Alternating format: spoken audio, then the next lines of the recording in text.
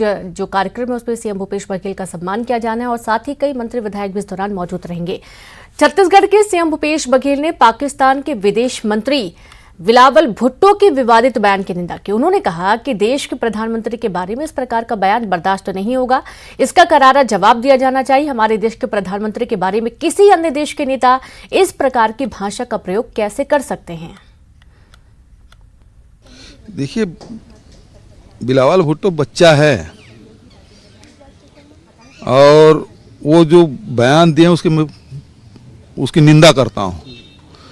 और देश के प्रधानमंत्री के बारे में इस प्रकार से कोई बोले तो ये बिल्कुल बर्दाश्त नहीं है। इसके कड़ा प्रतिवाद ही नहीं, उसका करारा जवाब भी दिया जाना चाहिए। हमारे देश के प्रधानमंत्री के बारे में कोई दूसरे देश के कोई राजनेता किस प्रकार से इस प्रकार की भाषा कैसे प्रयोग कर सकता है? और इसके लिए चाहे राजनीतिक हो चाहे वो कूटनीतिक हो, इसका जवाब दिया जाना चाहिए।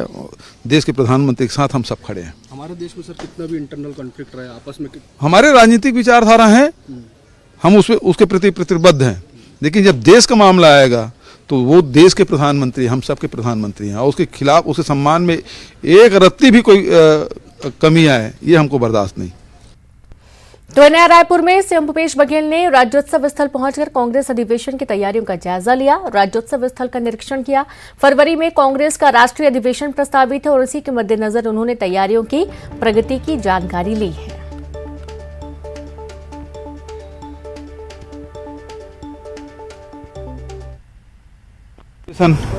रायपुर में होना है तो स्थल निरीक्षण करने यहाँ आए थे और यहाँ की व्यवस्था किस प्रकार से होगी, सम्मेलन कहाँ पे होगा और कंट्रोल रूम कहाँ पे होगा और सारी व्यवस्था किस प्रकार से होगी, तो प्रारंभिक निरीक्षण। अभी तो फिर साथियों के साथ बैठना पड़ेगा, प्रदेश के नेताओं के साथ बैठ के ही फिर हमारे राष्ट्रीय नेता आएंगे, उससे भी चर्चा होगी।